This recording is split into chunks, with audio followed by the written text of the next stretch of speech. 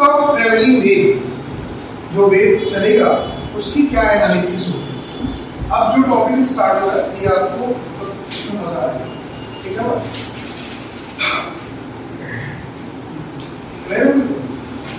तो वेव चला, वेव चलना भी चाहिए। वेव चलेगा तो वेव को चलने के लिए कितनी जरूरत पड़ेगी, मीडियम की। ये बात क्लियर है, क्योंकि वेव कैसा है, मीडियम वेव। एक वेव कैसा है, मीडियम वेव।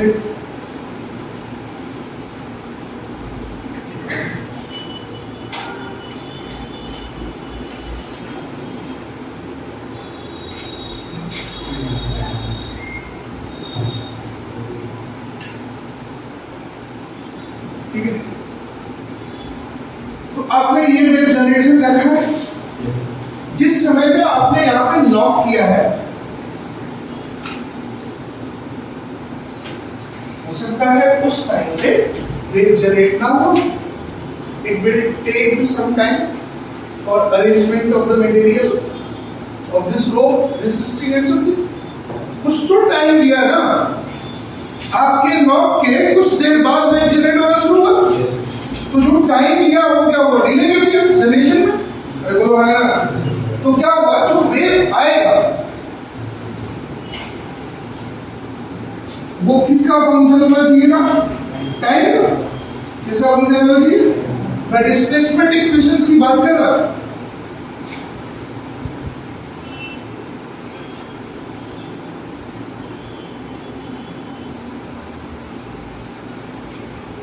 ठीक है, ये डिस्प्लेसमेंट इक्वेशन से स्टार्ट किया विद रिस्पेक्ट टू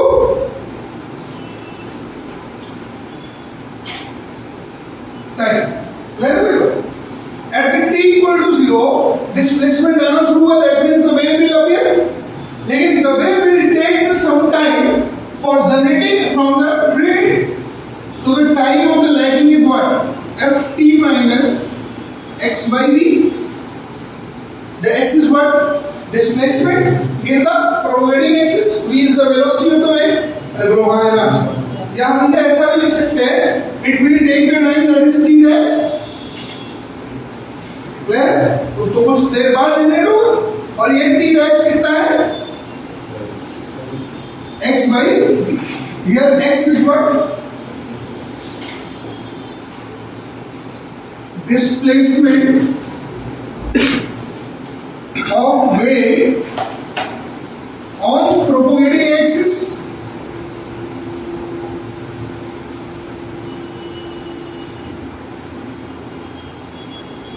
क्लियर है, बोलो है। And v is what, velocity और speed of wave on propagating axis। बात क्लियर है। जनरेट हमने किया था t equal to 0 पे और आया कब, t डैश पे। तो t में से t डैश हमने निकाल दिया, जो बच गया इतना टाइम लगेगा क्या, किस लिए, वेव जनरेट होने के लिए। वेव चलेगी किस डायरेक्शन में, वेव का चलना किस डायरेक्शन में है, एक्स एक्सिस में। लेकिन एक्स में वो जो तभी चलेगी जब क्या होगा, वाई का अपीयरेंस होगा। बोलो है ना। वाई तभी आएगा जब एक्स है, और एक्स तभी होगा जब वाई है, तभी वेव बनकर चलो कॉम्बिनेशन समझ रहे। अरे बोलो है ना। अभी शुरू हुआ वेव बात करते हैं ना। आप लोग गरबा वाली बात नहीं सुनते हो ना, जो दीपू है नहीं सुनते। कई बातें अपने मैं सुनी बताते, फोन आता है कभी मम्मी, अभी बड़े हो गए, ऐसा लगता है ना तुम्हें सब कुछ आता है।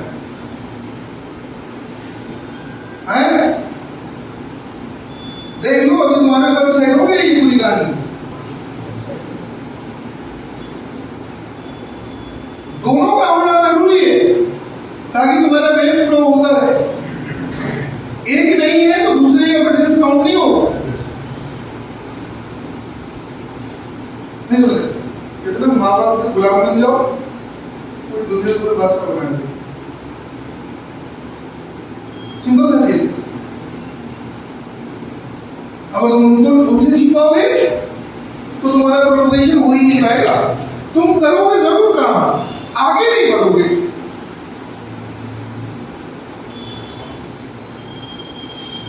नहीं समझे।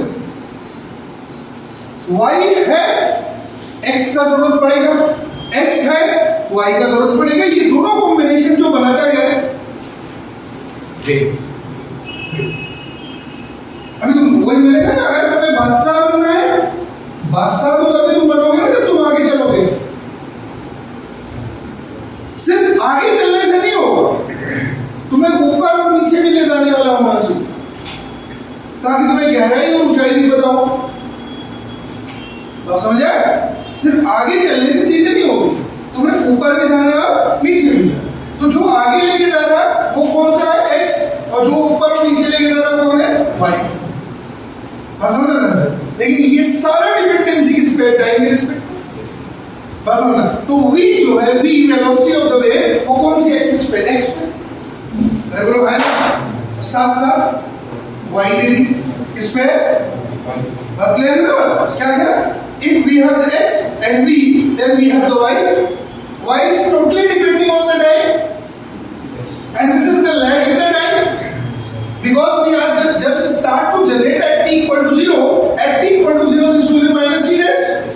कुछ देर बाद आ रहा है, आना तो चाहिए था, लेकिन कुछ देर, लेकिन उसके लिए रिस्पॉन्सिबल, कुछ देर बाद आने के लिए रिस्पॉन्सिबल कौन है? Either we are just getting the generation in the screen, या तो स्ट्रिंग रिस्पॉन्सिबल है, या तो कौन रिस्पॉन्सिबल है?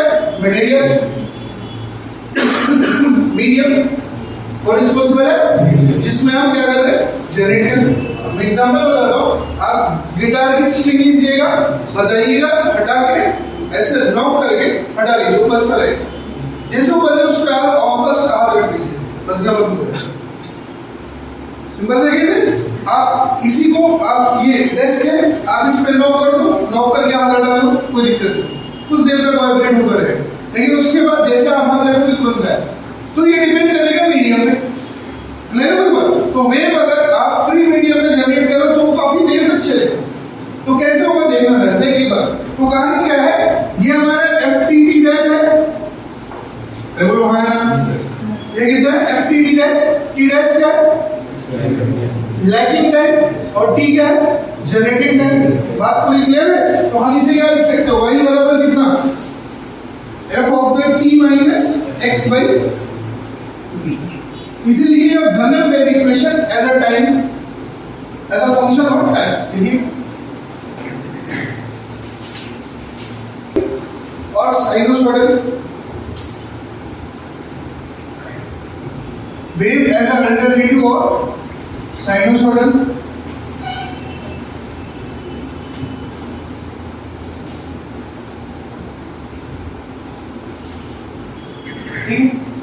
तो अल्टरनेटिव आने का मतलब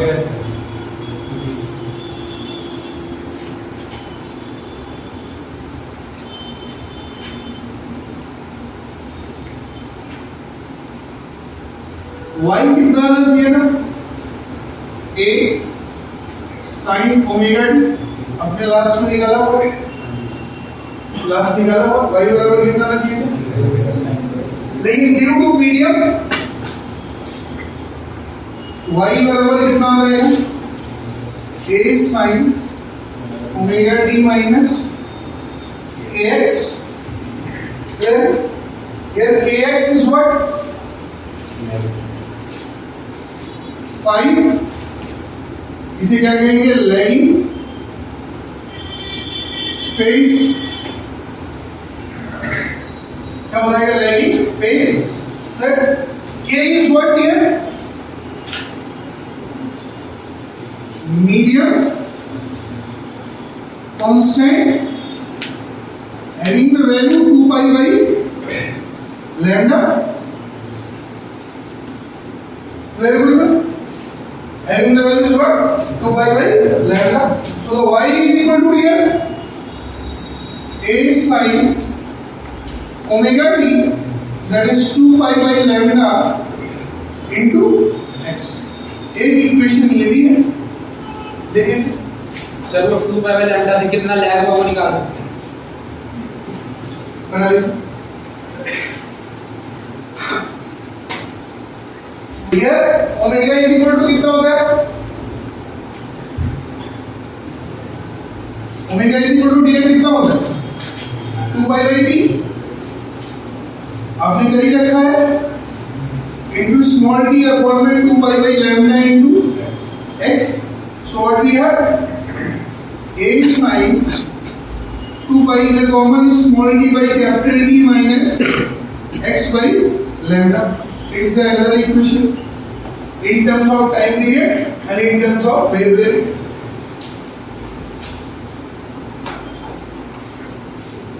तो यहाँ पे लैगिंग वेवलेंथ है, क्लियर? अगर यहाँ लीडिंग फेज होता प्लस क्या तो कितना आएगा? प्लस. देखिए for the leading phase the wave equation will be y is equal to कितना आ जाएगा? a sin omega t plus minus ये कितना आ जाएगा? kx. और यही हम किसके लिए लिख लेंगे? a sin 2 pi t by capital T plus minus x by lambda. बात समझे? t by capital T x by lambda. Clear हो जाएगा? हो जाएगा पूरी बात. x क्या है? The displacement in the direction of propagation. y is what? The displacement in perpendicular direction of propagation. अब इसमें लिखिएगा केस नंबर 1.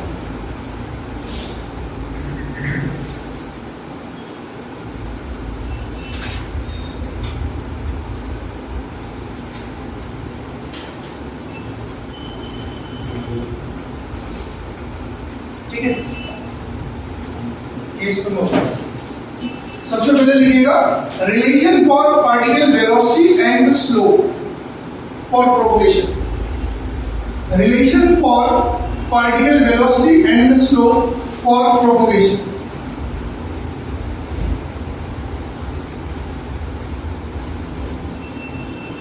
हमारा y है कितना dear? a sin omega T minus x. ये हमारा क्या है? y कितना? a sin omega T minus kx है ना, बोलो है ना. तो लिखिए dy by dt बराबर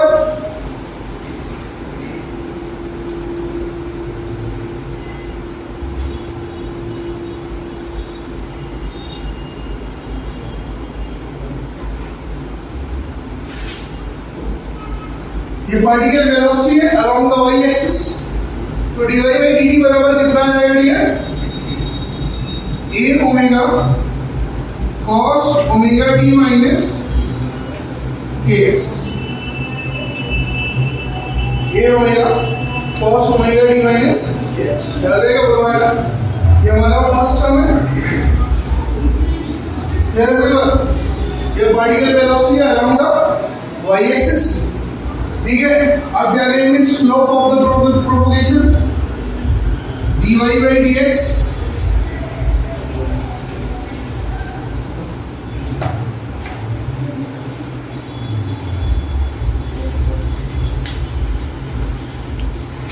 dy by dx बराबर कितना आ जाएगा? a into k with minus cos omega t minus kx. Equation number 2. Clear है पूरी बात? So can we divide the both equations? dy by dt बराबर dy by dt अपॉन में dy by dx बराबर कितना? a से cut जाएगा, cos वाला टर्म हट गया. This is what? Minus omega by k. Can I write this way? अरे बोलो है ना. So what we can write again? dy by dt is equal to minus omega by k into कितना? dy by dx. लिखिए sir.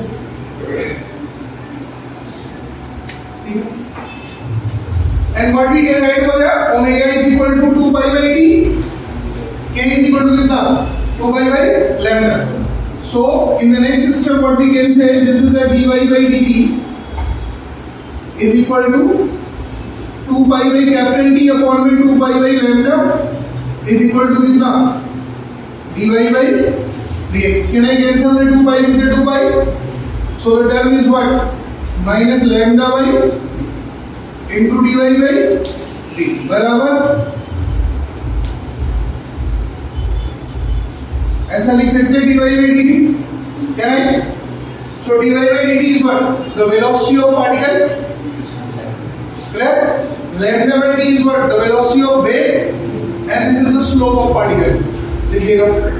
तो ये कितना होगा? ये हमारा रिलेशन आता है कितना? dy by dt is equal to minus v into कितना? dy by dx. बना रहे इसको?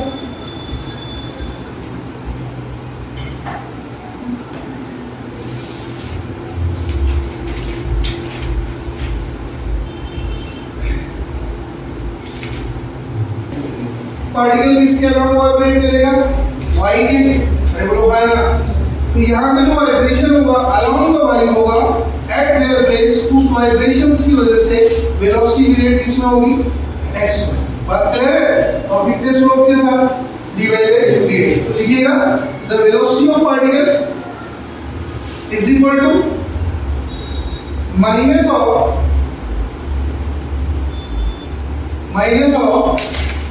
velocity of wave into slope of the wave, slope of the particle. Sir, velocity of wave. V is the velocity of wave and dy by dx is what? Slope of the propagation of particle. Clear everyone? And it's one of the most important equation. ये सबसे important equation.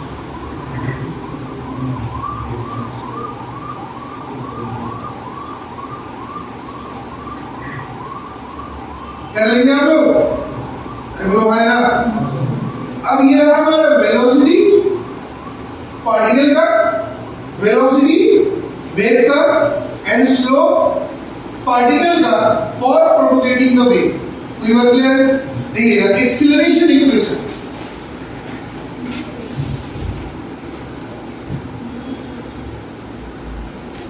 कौन सी equation दिया है?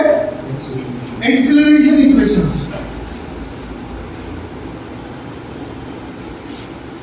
So for acceleration, so what we have? बनाइएगा.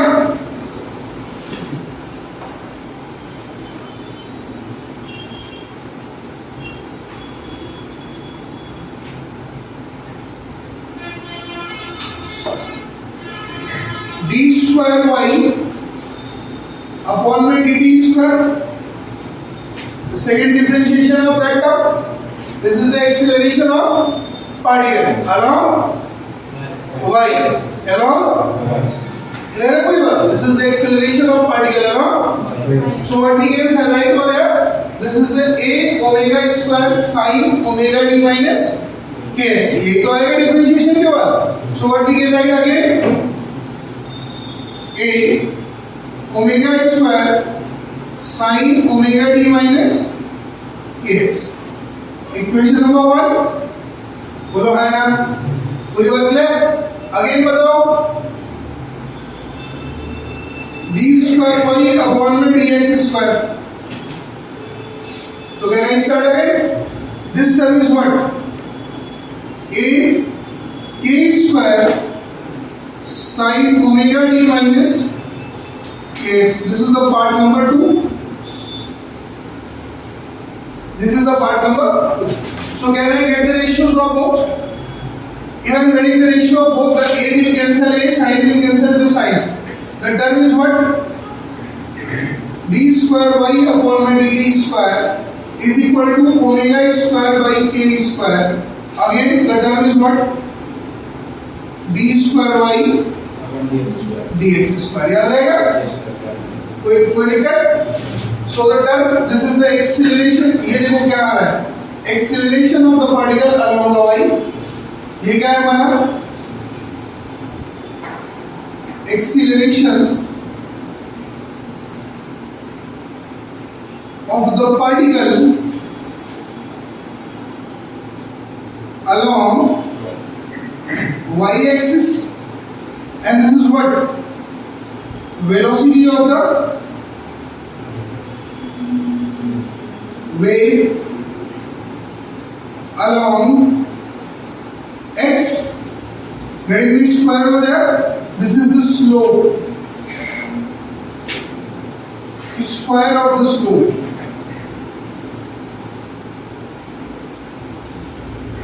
Between y and x axis. Clear है कोई बात? ये इसे कहेंगे वेव इक्वेशन. ये हमारा क्या है dear? Wave equation. Important equation याद रखना है. It's called the wave equation.